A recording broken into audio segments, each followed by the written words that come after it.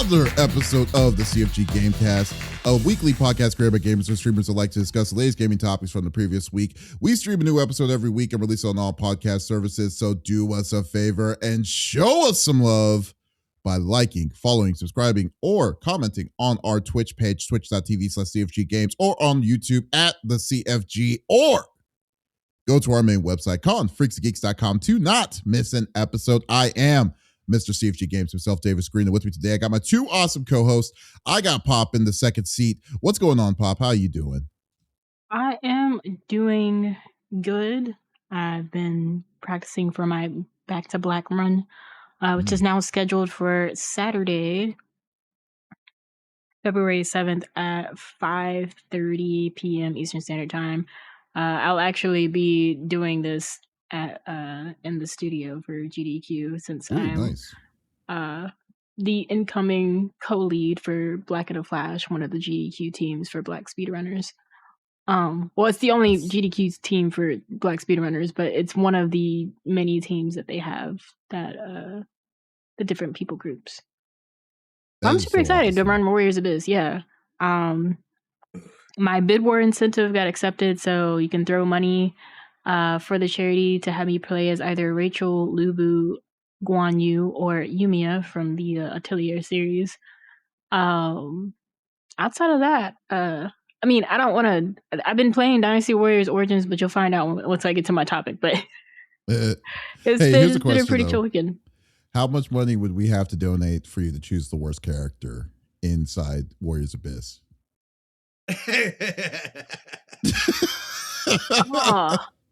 I don't know. Well, the thing is, I don't know who the worst character is. Oh, somebody has an because opinion. Why? Oh, you look like you did. Yeah, I don't know. You had a thought. Oh no, I still haven't even gone through all of the characters. That's how many characters there are, dude. Oh yeah, there are a lot. Yeah, I haven't tried the new ones to have like a proper tier list. I've got to ask you though, Pop. Have you gone through with everybody? Not the most so there were some DLC characters that came out in December. I haven't played as them yet. I've only used them as summons, but outside of that, I've played as everybody. Can I ask what your fastest run through is? Right now. So when I submitted the run, it was at 18 minutes, but that was only because I forgot about the quick summons.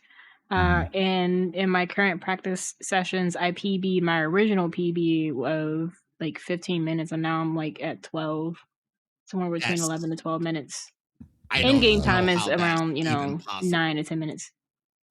I don't know. My fastest time is 45 minutes. Is that in the first traversal? Because in traversal 5, it only takes me 20 to 30 minutes max. You're not that bad off though, Smitty, to be fair. Well, here's the thing. That's why it's taken me so long. Because my average time is probably an hour a character. So it's taken me an hour, which, you know what I mean? That's a lot of time just to get through the game once. yeah, but when you look at it, when you look at that Pop, she's looking at the most optimized, so she's probably using specific people. And then two, you're also looking at you're skipping a lot. I'm assuming you're skipping certain things like leveling up. Do you level your character? Yeah, but it's not even using specific people. It's you just have to recognize what emblems your character have. So Rachel, her emblems are Flower of War, Independent, Might, and Brave General. And rule of thumb is if your character has Brave General, you're going to want other characters with the Brave General emblem, because for some reason there's just something native in the game where all the Brave Generals, as they form a formation together, just dog walks every single boss. But Rachel has a special perk where for every Might emblem she has, she gets a 10% damage increase. So if I have 10 Might characters or 10 Might emblems in my run, shredding things. Yeah, I'm shredding through things in the higher traversals. For traversal 1, I typically I use quick summons to get through everything, and then peach trees, and then the I like to call it the pot of greed. It's not really a pot of greed, but Bring in But some Yu-Gi-Oh sometimes the love? treasures can help, but sometimes they just like I have one like my best run. I had the treasure with the baskets where everything in the shop is cheaper, and every time you enter a room, you get Oh 1,000 yeah. blood of tears. And then I had the one with all the formations unlocked, and then I had another one where my charged attack for each room that I enter, I get 10% more damage on my charged attacks. So that run cleared, but I don't get that all the time. So I have to like Right. prepare for any and every single situation, and in most cases, like my terrible runs are only like 15 16 minutes max. Yeah. Yeah. No, you've definitely gave me something to aspire to, because I didn't even know that was possible. Yeah. To actually believe in have something? actually have a Google Doc sheet that has like all the character. I mean, granted, I have my own speedrun notes, but I use the Google Doc sheet to kind of get a better understanding of like who had what. Because don't get me wrong, I love the character tree and how you pick the different characters. Yeah. But when I'm looking to get specific information, I'm like, this is overwhelming. And the Google Doc really helped me out there. That's Well, I awesome. mean, even putting into perspective that, the emblems have such a big effect on people, that's something then that I can look to start incorporating and seeing what those effects, because it's fun being able to figure out the different synergies and this and that. Like, I feel like that's Yeah. part of the fun of it as well. Big Yeah, time, there's big like time. the atelier characters. I know I don't want to keep talking about words of this, but the atelier characters, all of them together, they have like with Rachel, I could also do a Flower of War build where Mhm. one character summons other characters that have the Flower of War emblem, and it doesn't even matter where they are in your formation. She just summons them all together, but they don't get a cooldown, only her. So you can summon them all Oh, back to back to back, and it's so much fun to do. But I rarely get that one. That's crazy. That is pretty crazy. I have no idea. sorry, Y'all are I did talking not Spanish mean to to go me, down that but rabbit still. hole. Sorry. But that's cool. But Pop, you know what? What? The person that is actually trying to aspire to become the number one split gate arena player in the world. Is it George Washington? It was close enough. It's the 5-star general of the Biddy. Smitty committee. I got Smitty in the third seat. What's going on, my dude? You know what it is, like kind of like we just talked about. I've been here over the last few weeks, been casting some Call of Duty with the Legacy Showdown League, LSL. That's been a ton of fun. Getting to meet a lot of great people, getting to kind of work my casting chops and learn and grow and whatnot. So that's been awesome. Game wise, I haven't really been doing a lot. I started that new what was it called again? The one where you're checking people. The Quarantine or whatever. Yeah. Yeah, I started playing that a little bit. That's been fun. There's a community game night last night with the Las Vegas Inferno and GGL. So that was a ton of fun. Dude, we gave away $500 last night as well. It was awesome. So huge thanks to all those that came and played and enjoyed that stuff. We'll be doing more of those here, like on a bi-weekly basis. So overall, I've been kind of focusing on that. You can't really tell because I'm on green screen, but I actually moved my stream room from upstairs to downstairs. Lizard Elsa, she has the big girl room now. She finally got her own room. It was well overdue for her. So we moved all the big stuff. I was able to get everything set back up. And now it's really now the real fun where all the small stuff that I got out has to get organized or dumped or whatever I'm going to do. So there's still a lot of work ahead, but like at least the big pieces have been moved and we've taken a step forward. Oh yeah, at least you got the big piece. The biggest piece is the fact that you can start streaming again. You have a stream set up, so that's good.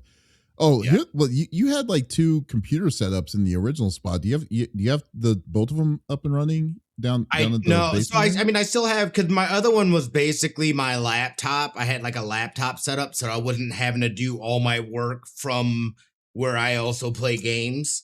But I use my lap. It doesn't really matter. I left that. She asked if she could keep that desk up there, so she'll have a desk to be able to work at, do her crafts and stuff like that. So, yeah, we left that up there. That's awesome. Wow, Yeah. I mean, it's funny. Like that's I'm going to be doing that here soon myself, and I'm just not looking forward to it.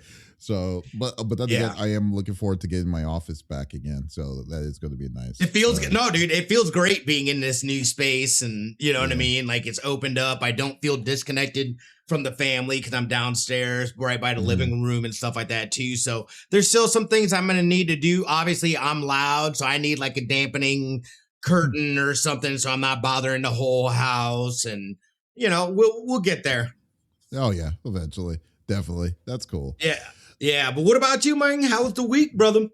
Oh man, it's all like right now I'm snowed in.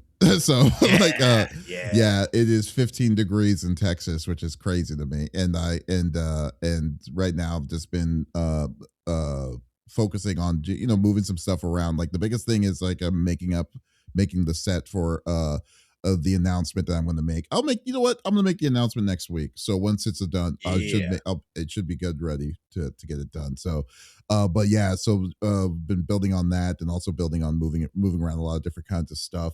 For them, what did I play this week? No, I haven't played a lot. I've been playing Gekishin Squadra some more because I'm trying to get up. I haven't touched it, dude. It's hard to keep I know. up, man. I know, man. And I want to do, but you're right, dude. Like having to play with randos pisses me off. It really does. Like I refuse to stream that game because I would you will literally see you will see the bad side of me so badly because I'll be so angry most of the time. It sucks because it's like you want to play it because you're wanting to support it, but at the same time it's like you just want to wring some of these people's necks over because it's just like, why are you doing this? This doesn't make any rhyme or sense or reason. It's just like but that's how it is. But then I also decided I'm going to go back on on Expedition 33. I want 100% that. So I'm in the process of starting my 100% playthrough of that game, get a platinum trophy on that sucker. I'm running through it as well. What chapter are you on? I am on chapter 4, I want to say. Oh wow, okay, you're making some pretty good progress. Yeah, I haven't played it here in about a week, but I was moving along it. Yeah, I'm enjoying it. Has it grown to you? Because I remember at the beginning you weren't feeling it. Yeah, I mean, again, I'm still kind of. I don't, and there's been such a long. It hasn't been that long. It's been like a week, but like it feels like it's been a while since I've been in that world. So it's hard for me to say if my opinion hasn't really changed because I haven't really done a lot from the last time we talked about it. Okay. Yeah. Okay. Fair enough. But yeah, so now I just can't wait to kind of see where you're overall when you're done with it because the game is great. You know what? I also need to get back to Metaphor because I still haven't beaten Metaphor ReFantasio. Really? And that, yeah. Oh wait, no, not Metaphor ReFantasio. It was God, what was it? Oh, Persona. That's what it was. Persona 3. I was about to say, because I definitely remember us talking about the ending of Metaphor. I'm like, I thought I was being gaslit. I was just flat out lying to you this whole time. Yes, that's what it was. Yeah. No, I need to finish the remake of Persona 3 Reloaded. I don't know why. I'm having a hard time with that one. It's not like it's hard. It's just my interest of it isn't really all there, which makes it kind of sad, but it is what it is, I guess. They can't all be winners, I suppose. And I also need to finish up Metroid Prime 4 because that's another one. Oh yeah, that's right. I totally forgot that came out. First of all, I will say this: I am very disappointed in that game. Oh no! Yeah. I was like, especially the wait that because I remember a long time ago I was so hyped. I remember when it first was announced, 5 or 6 years ago, I was so hyped for it, and then now it's out, and then I've tried. And it doesn't even feel like Metroid. It's very, very linear. It's not even exploratory. It's like they're just long lines of hallways that guide you it's kind of like on a rail, which makes it kind of even sadder. So I would have just like, because I mean, I would like how Metroid Dread was, which was an amazing game. I would have thought that they would have had the same kind of ingenuity in it than what they did, and also like the motivation that they had for the original Prime series. But this one is just, this is literally the worst one. So that's terrible. It is sad. It is terrible. I know. But people were super hyped on that. Not only that, dude, that just feels like Skull and Bones to you, or how you sounded about Skull and Bones. I feel like.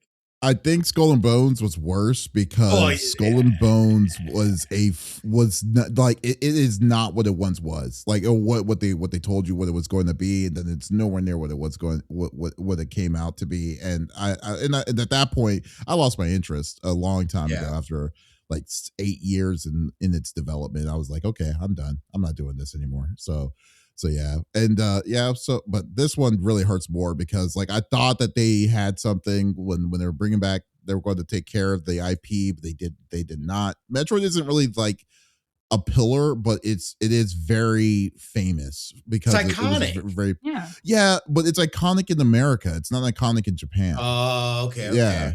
It was really popular in America more than it was in Japan. So like it was but it's like to say that where they were at with this one was just, they really dropped the ball on it. I'm sad to say. So there you go. There's my review of Metroid Prime 4. There you go. But anyways, I know y'all don't want to talk about my real feelings about Metroid Prime 4 because we could take all day for that one. So let's go through the normal rigmarole that we like to do each and every week. So each of us chooses a topic or discussion in the world of video games. The topic would or could be a game itself or something that happened in the gaming industry. And we do not want to talk about it amongst ourselves. We want you, the listeners and viewers on Twitch and on YouTube, to be a part of the conversation. So if there is something that you want to chime in, by all means, we'd love and encourage you to type it inside the chat. We want to talk with you about it and go from there. So, Smitty, what are you bringing to the table, my friend?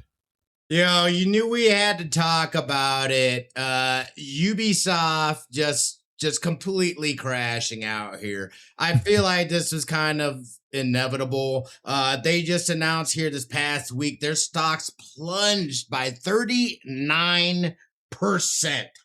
And within that, they announced that they were canceling. I think they were talking about like 6 or 7 games. They shut down 2 studios and essentially laid out, this is what they're calling again a restructure. And they essentially are saying that they are basically gonna build like a 5-house team that's going to manage their their different, like, basically they're going to focus on their bigger IPs and stuff like that, getting away from some of the smaller stuff. But they're going to break into 5 creative houses for Assassin's Creed, Far Cry, and Rainbow Six. Will be one, The Division, Ghost Recon, and Splinter Cell for another. This one's kind of weird. A live service one that's going to service like The Crew, Riders Republic, and Skull and Bones. But unfortunately, we know for sure that we're going to lose that Prince of Persia. I believe, is it Times of Sands, or I might be wrong on that name. Close. Sands of Time. Sands of Time, that's what it is. Remake is one of the games that got shut down. So I don't know, like, this feels like it was only a matter of time before they did this. I do feel that it's kind of weird too that like they kind of want to lean even heavier into the live service games. I feel like part of their issue has been the fact that they've tried to lean into the live service and they have executed. I'm not going to say, I mean, there's been some things that have been able to work and successful, like The Division. But like there's also, they've just had a lot of issues. So I wanted to see if this is something that, is a surprise to you guys. Again, Eves, and what they've got going on. It's just, disappointing to see. This is again, and I feel like part of that issue was when we went into the pandemic. We saw it from a lot of companies. They overbloated themselves. But I also feel like Ubisoft has been on a weird up and down for years. And just to see this it just feels like a complete like crash out of the company, to the point of, do we see them on the market at some point in time? Do they look to the PIF, say, help us, PIF, help us? What are your guys' thoughts on this? It's kind of weird to me. Every time I think of Ubisoft news, especially when it comes to their back end business lines and stuff, I've always come to, it's like, I don't know why, but I feel so close to like WWE in a way with Vince McMahon. Because like when Vince McMahon was wanting to sell the company, like, do you remember the hoops and hurdles that he did just to sell it to UFC? Like, he was kicked off his board because of the allegation, because of the sexual allegations that he had with a former employee. Then he somehow found the power to come back on the board, get on the board to sell it to UFC, and then what's called now, and then a secondary suit comes out of nowhere, and now he leaves. Yeah, he had to leave again. For some reason, I feel that like the toxic pill, the poison pill is from what's his name, the founders of Ubisoft is where they're at with this. Guillermo. Guillermo, whatever. Like that dude is, sell the freaking company or something. I don't know what it is. Like, what does he want? Like, I know it clearly shows the way that how Ubisoft has gone to this state, or where they're at right now, is he wants to stay in power. That's what this sound. I mean, if you really wanted the money, or if you wanted to bounce out of the industry, you could have, and you could, because be it as it may, Ubisoft has a ton of IPs, big IPs that they created on their own, and I don't understand how they have such a hard time. I mean, like a hard time to capitalize on all this. It's like, because it's just mismanagement with this nonsense. And then now the only reason why I could see why they're doing this structure, this 5-pillar or whatever it is, these 5 different group structure, creator group structure, is because they're getting outside help with the deal that they did with what's it called, with Tencent. You remember like a year or 2 years ago or something, when they were trying to sell their when Tencent said that they were interested in some of their IPs, and then they wanted to do a partnership.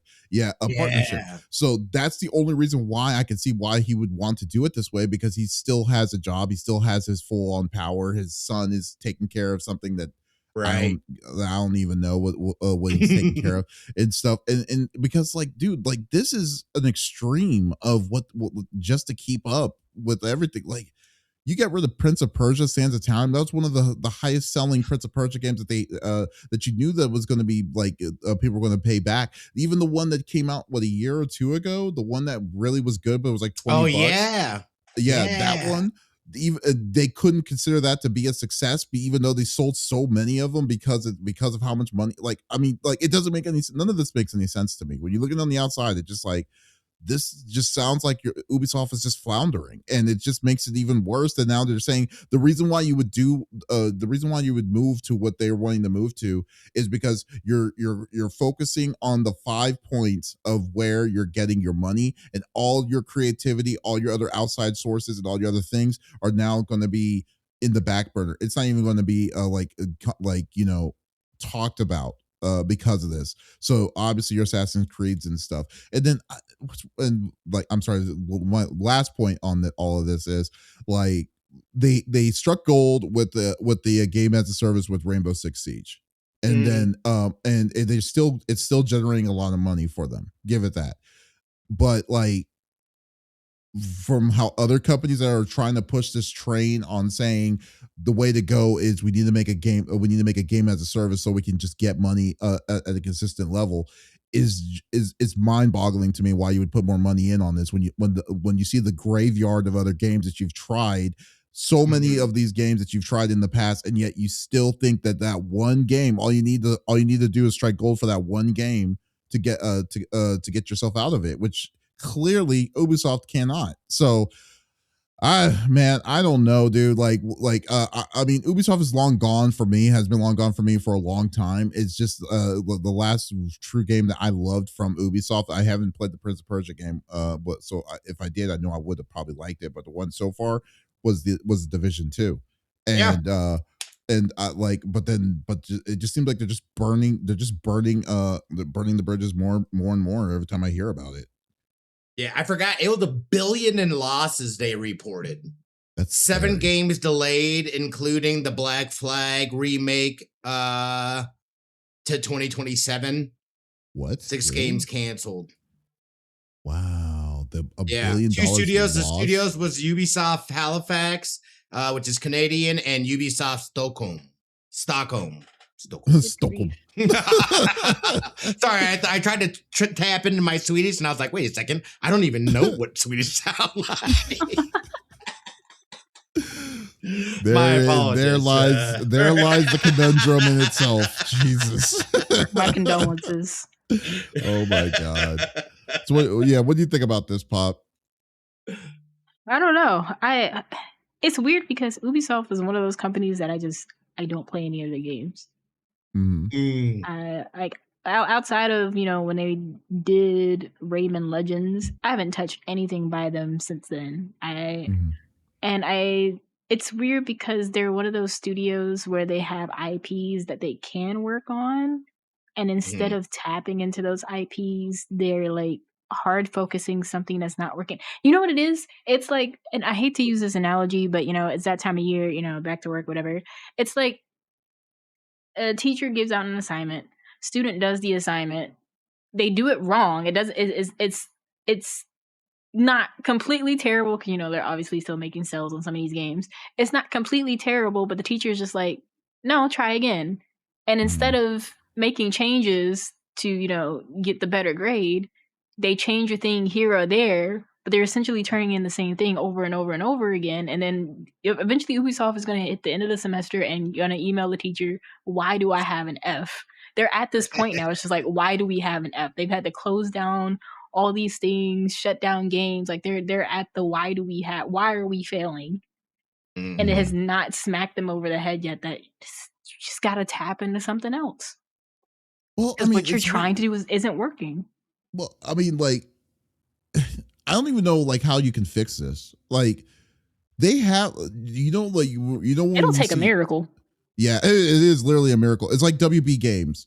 WB Games is on a landmine, like a gold mine of IPs, but for some reason they just can't figure it out. Like, I mean, Ubisoft has the same level of IPs and they can do Uncaring and stuff, but what do they do? You see, what did they release? That Star Wars game that just came out last year, which was Outlaws. Yeah, Outlaws. I don't know if it was terrible. Hold on. I think maybe when it released, people had issues with it, but I think they've made like good changes to it. I feel like terrible is harsh. I will say that if it changes, it's changing for the better. But remember, it goes back to the fact that your first, like, when you come with something, it's your first impression, and it takes time. Like it's not good, like, because your best amount of money that you're going to get is at the very beginning of all of this.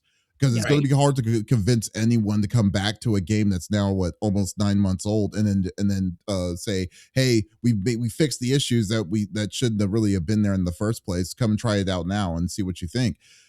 So like it. But like you see, like the Prince of Persia's, the Rayman series, the freaking the Far Cry, like they already said, like and stuff. They could easily get those ones. I won't say easily because it clearly isn't for them, but they could focus and train their team. Their focus is on those pillars, while at the same time bringing out like these other things, but their focus is all over the place. The biggest focus is the next what's it called, what was the name of that one Tom Clancy game that got canceled, or that it was supposed to be a paid service, not a paid service, God, what was it called? I don't know. It's the Was one it that it's a Splinter game. Cell? No, it's the one that yeah, it was a game that you were playing, but it was in alpha forever, and then they anyways, I gotta look it up. Anyways, someone else say something. I don't know. Let me find Yeah, it out. yeah. Did I you mean, a lot know? of times in those situations, I just feel like this is something that is a disconnect from the top down.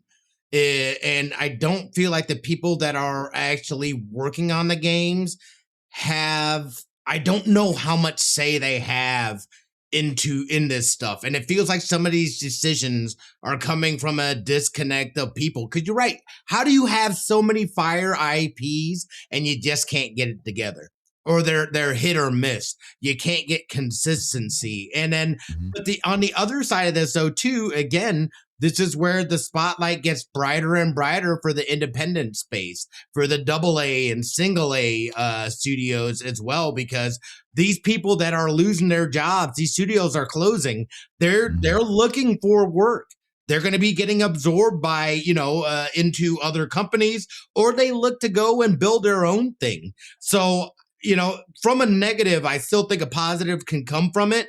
It's just a shame that these companies that what we know, especially as I would just say from I'm speaking for myself, older gamer, we have that growing up, that we have that nostalgic feeling of what the companies were, and those companies are not that anymore.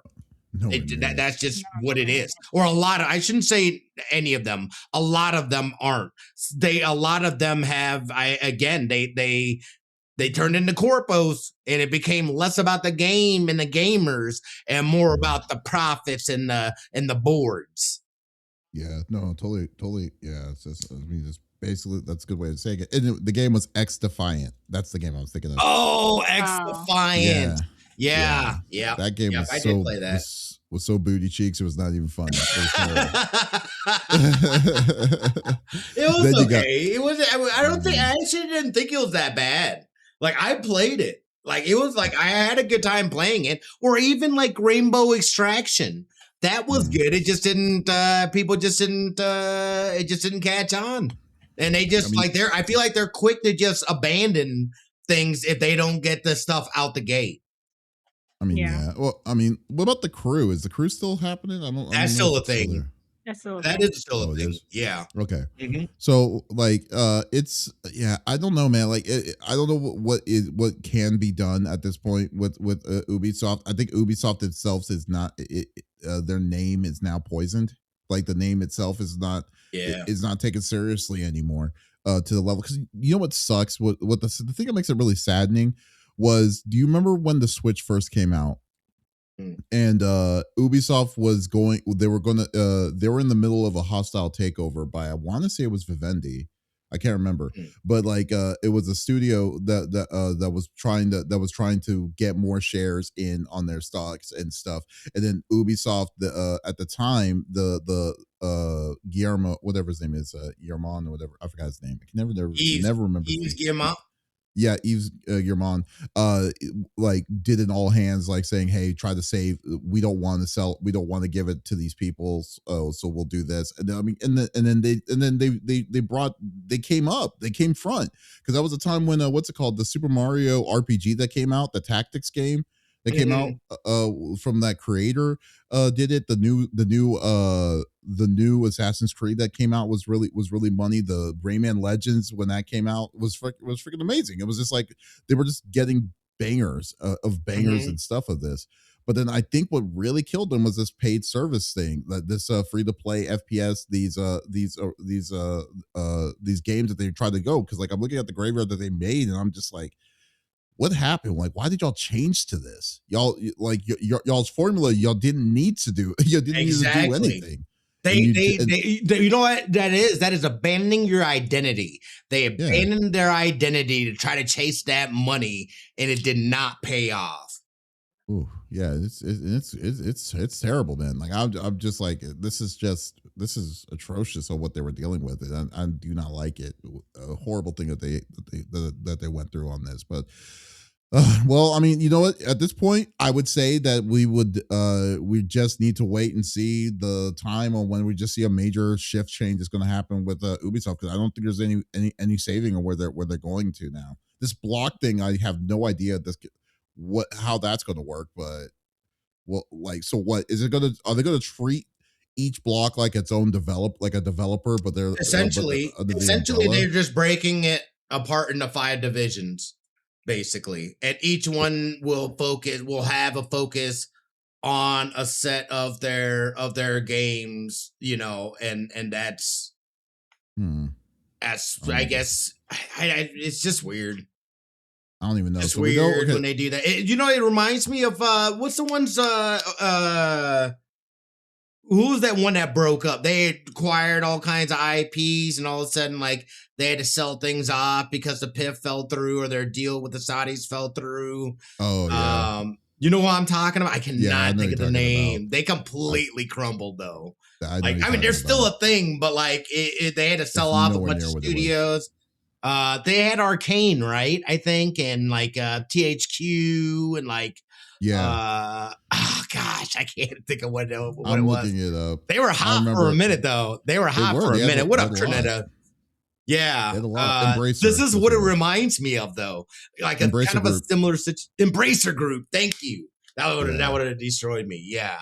The Embracer Group. It reminds me of a similar situation where they just completely let it get out of control, and now they're in ultra damage control. And I would not be surprised if they get sold by the end of the year. If they do, I mean, like, I think that, like I said, the thing that's saving great. Well, I don't even know, because this guy, like, Guillermo, doesn't seem like he wants to, or Guillermo or whatever, doesn't want to relieve. Like, he wants power. He still wants the power to choose in decision making and stuff. And I think that's what's really killing this all. Killing. They have a board, though, right? Itself. Yeah, but he's the head of it. Oh, is he the head of the board? Oh, yeah. But I wonder how that works. I think there's already been talks, though, too, right? In terms of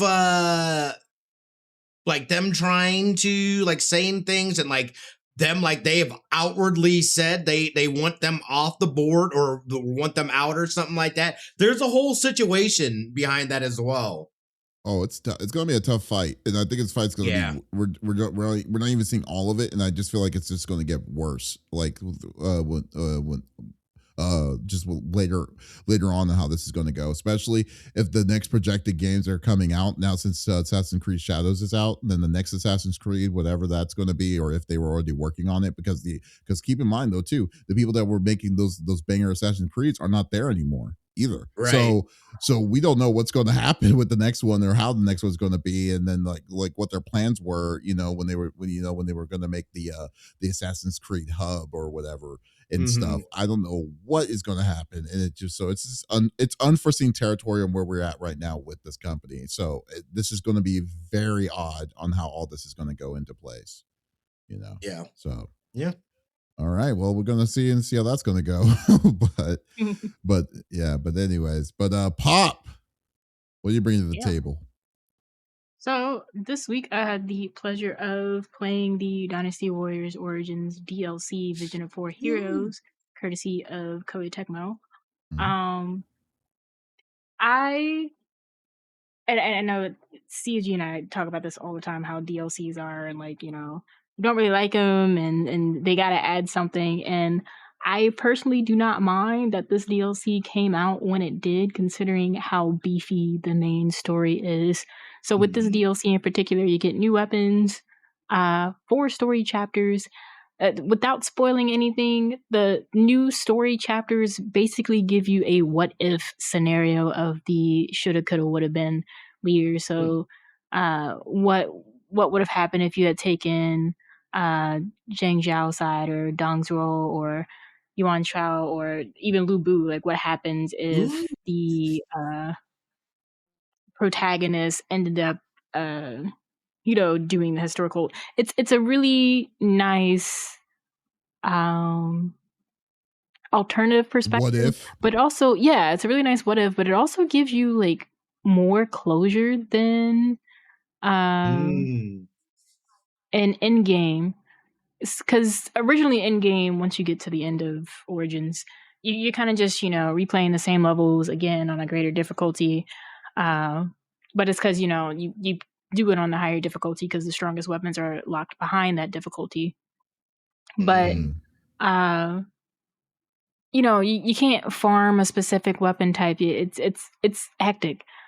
Some of my new favorite additions, the 2 weapons I got added, the bow is probably one of my favorites because of just how it's set up. It's interesting because the bow is like an axe, so it's really funny being in the middle of a fight and it's just like, oh, you can either shoot this enemy or cut them if they come up close to you, and watching how they react is pretty funny. The training ground is also really good. I feel like the training ground should have been in base game, but I can understand why it got, added in as the missing piece. It's really good for testing out those stronger weapons that you get. We get new companions to play as. They didn't really get as much spotlight as I wanted them to. But nonetheless, they were still fun to use. And then the best thing was 1 new battle art for each weapon, but overall it was fun. The narrative was very, very well executed, and it felt, the what if situations felt natural, like they weren't trying too hard with it. Another thing I really liked was that I think it's like the DLC is like $35. I think it was like $26 if you bought it early on PlayStation, but it was $35. 35? Yeah. I think for the price point, you're pretty much playing through the game again, but a different iteration on it. Like, because the DLC isn't super short by any means. Yeah, that's true. Back up though. Like, so have you beaten it yet? No, I gotta get through boo stuff. How far in, like, well, so how long have you played? Do you know that? I've been on a couple of hours. I think the DLC probably takes about 10 hours if you're only focusing the story, but I've been doing all the other stuff, which will probably take me about 25 to 30 hours. But with the DLC, the time I've spent so far, I want to say I'm probably like, I think I'm at like the 12-hour mark. I've been trying to balance practicing for Back to Black, and then like my treat is like I get to play through the DLC now because I'm taking a break from speedrun practice. So Tuesday, once I go back to speedrunning practice, and I'll take a break next weekend, and I can play through whatever's left of the DLC if I don't finish it this weekend. Yeah, see, like I said, well, first off, I mean, I have no skin in the game on this one because, as you know, I am not a fan of Dynasty Warriors, but I will say, however, like it's really tough. It is very tough for me to come back to a game, let alone a game. When did this come out last year? Like the beginning of this January of 25, yeah, right? It's a year old. Yeah, it's a year old. So like it is very tough to kind of come back and let alone justify 35. I mean, 35 is kind of steep in my opinion. Like for a DLC. I don't know until I know how long DLC is going to be added. If it's like 20, 30 hours, if it's like a 20-hour DLC for 35, I would go with it. But if it's less than 10, that would be crazy. No, it's definitely 20 hours. Like if you're just doing main story on like the easiest difficulty, it'll probably take you 10 hours. But if you want to really dive into everything, like all the quests and relationships and all that stuff, that's gonna take you some time, just like the main story did. It takes time. Yeah. I can see why. It's like, it's a lot. That's a lot of extra content that's going to be there, even though you're running through the things, but it's a whole different perspective. I will absolutely be buying this. I didn't even realize it had come out. I knew it was coming out soon. I didn't realize it was available. So I will absolutely, and I'm just gonna, I've been meaning to go back through anyway. So I was just like, but I will always support Dynasty Warriors. So take my money. Yeah, because it fills in missing gaps. Like I will say, like Origins is a very nice soft reboot of the series. Like if anyone's not a fan, I feel like they would really enjoy it just from playing this, even without the DLC. But the DLC, I will warn you, Smitty, it's 4 extra perspectives, so 4 alternatives. I will say that the DLC's selling point is definitely the narrative. I mean, gameplay was already there because, you know, honestly, it's probably my favorite gameplay out of all the Dynasty Warriors. Really? But wow. yeah. Oh, the gameplay in this is so clean. It is. Like people don't realize. I've said it. I was like, dude, if this is the Dynasty Warriors, if you've never played a Dynasty Warriors, even if you have played a Dynasty Warriors, this is the one to play because they do such a nice job of just kind of rebooting it and giving you a full. And again, the narrative in it is just mwah. So to be able to jump back into that and you know, knowing that there's 4 whole different perspectives that we get to get through. I'm pumped. I cannot wait to get through this. Because the game already made like Shang Chao, they like gave him some depth in this reboot. Because you know, originally, like I always thought, like this dude is crazy. He needs to be like put 6 feet under immediately before everybody dies. But in Origins, like before you even get to like the extra, like the alternative perspective, I'm like, man, they really get you to empathize with his perspective and what he was wanting to do instead of putting him forth as like this maniac who has just lost complete control and wanted to be power hungry. And I guess Cody Tecmo took a step back. It's like, no, maybe he was thinking about things this way. And it's like that with all the other characters you come across in this. Yeah. Wow. Yeah. Well, I will give it that. I will give it the fact that this is like, because I wasn't the original, was it Origins? You weren't playing any of the historical characters. You played the character yourself. Like like was it a created character or is it a character that you make yourself, or is it just a new protagonist that they decided to add into it that you're helping the historical characters instead? Is that new protagonist where you're helping? Yeah. Okay. I love how that new protagonist fit into. Yes, they did such a great job of like mixing that character into the story that was like, you know, so like, and they and that character has their own thing in, you know, within it all too. They did like seriously, they did such an amazing job with Origins. I like that's the one I recommend would be Origins. Like if you know, this is the one. They did it so well. Wow. So it sounds like it's their game. That was one of your Game of the Year picks, if I remember correctly. Yeah, absolutely. So, last year, that was one of my Game of the Year picks last year. Yeah, so that's good. That's definitely good. At least it wasn't that upsetting. Oh wow! So the Broncos got a blocked field goal kick, so the Patriots are going. I saw that. Sports Gamecast. I am the Sports Gamecast. Now I've got to go. Sports ball, little now for your breaking sports ball news. Sponsored by Man 2027. Yes, that's how it is. Oh, I'm sorry. I just looked it up. But yeah, but overall though, I just think that if you think like if the thing, it seems like the biggest thing, the strength of this is the point of views, like the changing of how they're looking at into these people's backstories is what what's making it like, you know, very interesting, especially since how long has Dynasty Warriors been around? Like over 20 years, actually probably like 30 years. 25, almost. I think. 25. I think they just yeah. So like you've been playing the same kind of story, and then seeing this is a good revamp of the whole deal, you know. Because what I really like about this is you get to play with each faction. That's something that you don't really get to do in the previous ones. And not only that, this one with the DLC allows you to play on the other side of the other factions that you're always fighting against. I need it. Yes. Oh, really? Really? Yeah. I need that other side. I need that other perspective. Yeah, you get to fight Guan Yu and everything. Like you're on the other side, so now you're the enemy. Yeah. That's awesome. It's really interesting. Awesome. That is awesome. And I can't wait to hear the story behind it. That's going to be because everybody's a hero in their own mind. So I'd like to see what their perspective was. That's a good point. That's a very good point. And that's exactly what it gives you. That's all I'm going to say. It's really good. Hell yeah.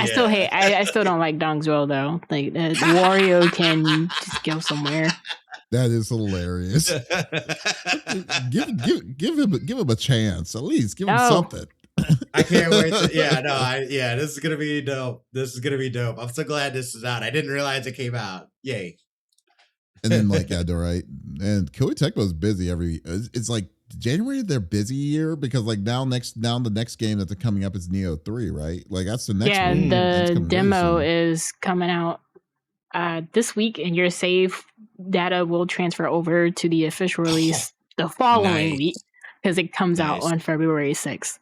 I would like to play that. I really want to play. Yeah, it's wait. You said your save data will be available the following week? Yeah, because it comes out February 6th. Yes, the demo is out now. The demo's out this week. Yeah, and when you progress in the demo, and then when it comes out next week, it'll be available when it comes out. Mm-hmm. Yes. Okay. Yeah, I will be playing the demo on both my PlayStation 5 and my PC. Man, I'm on the fence when I do that. I am on the fence of just wanting to go on the PC, but I'm just playing on the PC because the PC, like the graphics card I have on this, I just want to utilize it so badly. Mm-hmm. But Neo 3 is definitely going to be one I'm picking up, so we'll see. But anyways, I digress. Okay, so our final topic is going to be my topic, which is one of the games I have been actually anticipating on because I want to give this studio a good old college try because we've seen their games that they've been releasing for decades, which was Pokemon, which is Game Freak, but their upcoming game Beast of Reincarnation is a game that I've been looking into for a while, and they showcased it on the Xbox showcase partner showcase earlier this week, and from how this looks, I mean, it doesn't look like amazingly like oh my god, this is like drop dead gorgeous, but the premise of it is what's captivating me on wanting to check it out. Because first off, Game Freak, they've been making Pokemon forever. They mean, from the very beginning of it. They have made other smaller games, like some games on Steam and stuff, but this is probably, I would say, their biggest game, like a biggest level of close to a AAA game that I've seen them make in a long time, besides like Pokemon. And the problem with Pokemon is that it is just a pile of garbage when it comes to like developer, like frame drops, glitches, and stuff like that. Nowadays, ever since they went 3D, it's just been a mess. It's been a mess after a mess after a mess. So I have not been wanting to I have really wanted to see what this company can truly do when it's not tied to the Nintendo brand of Pokemon. So but basically this game it takes place in the year, I believe it was the year, it's post dystopian, so this is like in distant future Japan, Tokyo, like Japan, 2406, something like that. Yeah, it's like I saw. I thought it was like year 4. Oh no, sorry, it's like 4040. It's like 4306, something like that. Yeah. So something crazy. 4026. Yeah. So like but they describe the game as a one person, one dog action role playing RPG, and your character, you play Emma the Sealer, is a woman that can seal blight powers that's happening. Like, so everything like that's like overgrown, like plant wise, is mostly like plant creatures and things like that.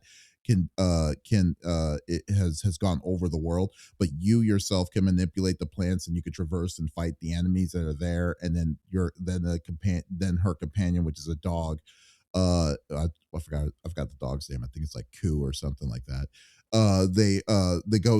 So you're basically working together in in an open world like area, just trying to take care of the corrupted creatures and stuff. But the art style, very nice. Love how the look of the game looks.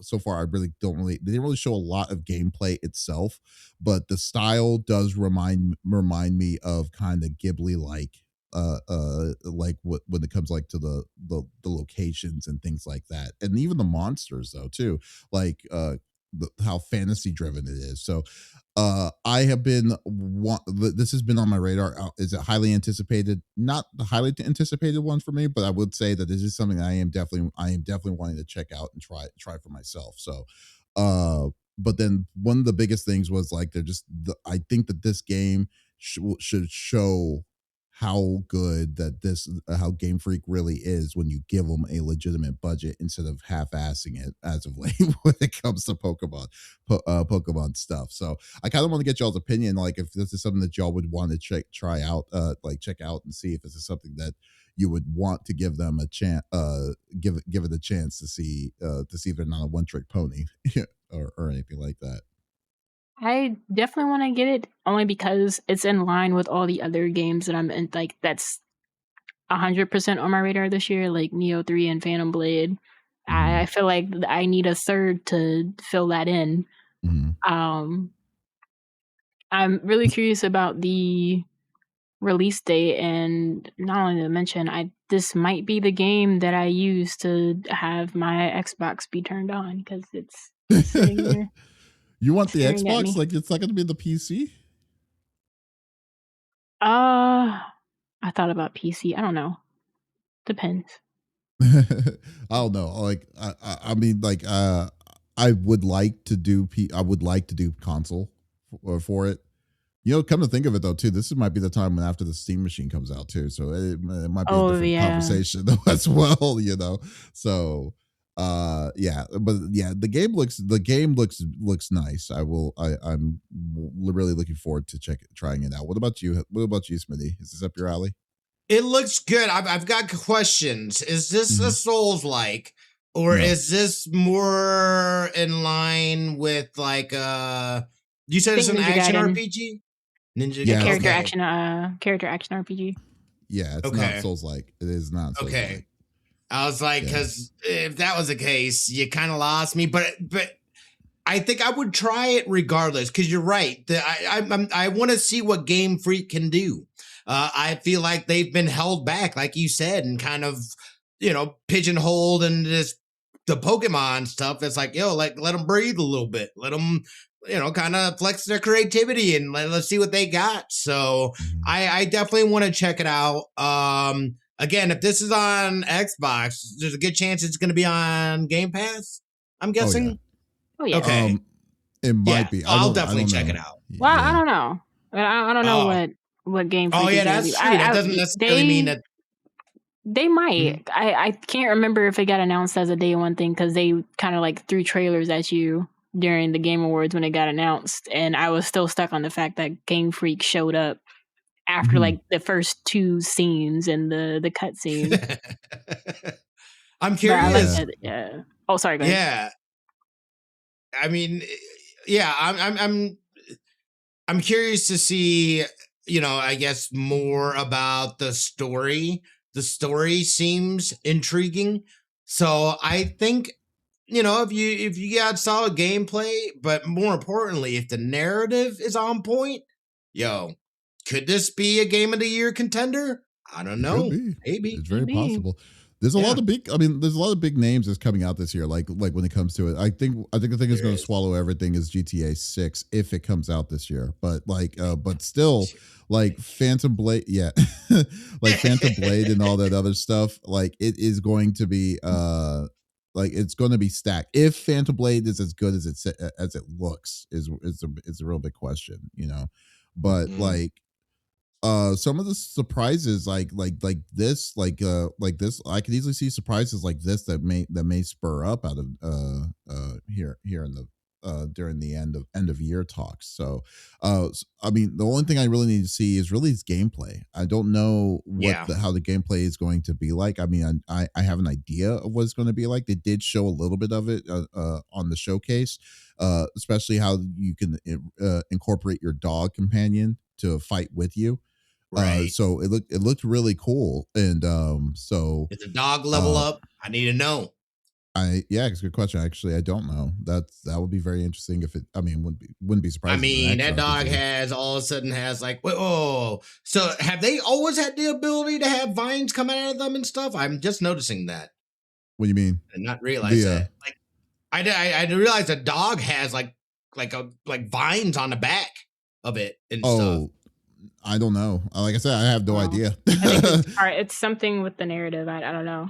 Yeah, it might be something with the narrative itself, but yeah, it's I don't know. It looks like, I mean, but it has definitely, like, it is definitely catching the interest. See, exactly what I was just saying. This gives me Princess Mononoke feels, and that's, like I said, it's Ghibli like, and I think that's exactly what they were going for. And so hopefully this game is not going to be disappointing. So I mean, I'm going to get it. I'm definitely going to get it regardless. But still, no. But no, I'm kind of glad that I'm not the odd man out. I wasn't really sure what y'all where you hang with, and I wasn't sure with you, Smitty, because I know, like, it's like with action or Souls. Well, not Souls like, but just action that just said PS5. It didn't even say anything about. But has it been confirmed for PC and Xbox? Yeah, because it was on the Xbox showcase. The video is from PlayStation though, so that's probably why. Yeah, so now you'll be okay. In that case, you're not paying for the Game Pass though, are you? Are you just doing the? Are you doing PC? Okay, just PC. Yeah, okay, so okay, that's fair. So no, it is going to be a fun game. I can't wait. End of 2026. I know there's going to be a ton of games coming out. Next month's going to be super jam packed. Well, that's what I still need to do. I need to go through and see what I am excited or anticipating this year. There's been so much that, like, I haven't gone through and been like, oh yeah, I totally forgot about this game, or so. This is definitely on that list. Oh, big time. Yeah, big time. No doubt. Okay, so folks, thank you for listening to it with us on the CFG Gamecast. Thank you for being a part of the conversation as always.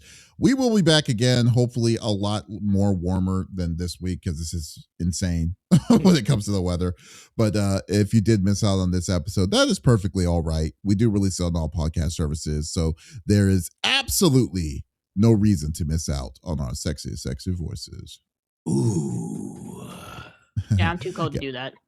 Yeah, too cold. Guys, also be sure to go check us out on our social media and on our website, confreaksgeeks.com, for some awesome more content that we may have missed out on this one, but that's perfectly all right. So once again, this is Davis, Pop, and Smitty signing out. Y'all, take it easy.